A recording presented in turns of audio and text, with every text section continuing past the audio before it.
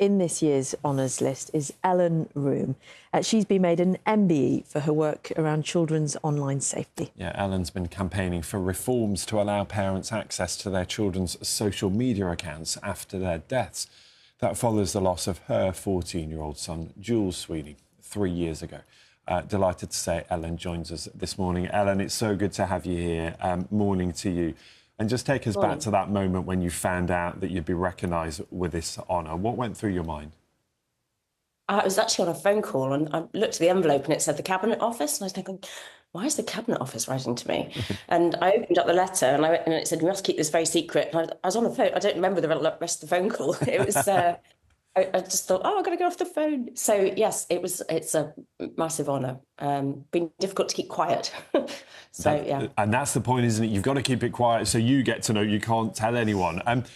When you were able to tell people, you know, you were able to share that news with your dad as well, because your dad was received an OBE, doesn't it? So even more special.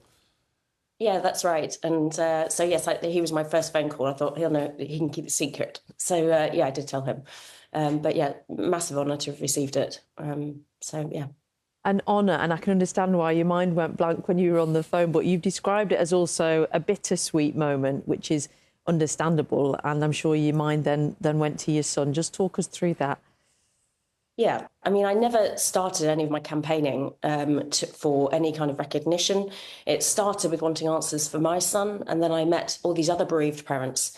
I'm going to get emotional, I knew I would. But all of those parents that want answers as well, and it became a bigger issue. And then it became learning about how harmful online social media data can be for children. And I just couldn't stop. It just became, I've been shouting and I guess somebody's listened. So, yeah, it's been emotional. And despite all those challenges, you have persevered, you have kept going, and this, in some way recognises all of that work that you've been doing. What has been the hardest part for you, Ellen? All the times I feel like I failed. You know, I've been in Parliament where my change didn't go through with the data use and access bill, and then thought, oh, I can't get moving. I think that's been hard. We haven't got there yet. You know, in the House of Lords in January, it's been discussed to add into the crime and policing bill that when a child dies, their data is preserved, and that's my ultimate goal. I really think it forms so much part of the evidence when a child dies, potentially, that it should be there. And I really, really want it automatic so that when a child dies, that data is preserved. And if you don't need it, you don't need it. But if a parent does, then they can, hopefully not be in my position now. Yeah, so let's just be really clear on that, what it is that you're asking for, because this is about the social media companies being able to hand over or being forced to hand over that information as a matter of course and then hanging on to it should it be needed. Just explain that. It's actually preserved. So when a child dies, the way the bill is written, if it goes through at the moment, it says within 5 days of a child dying, the social media data should be preserved. So Ofcom then write to the social media companies to say preserve the data so that they can't delete it. And then later down the line, the Ofcom can write back again and say, actually, we now want this data, but it stops it being deleted or removed or lost.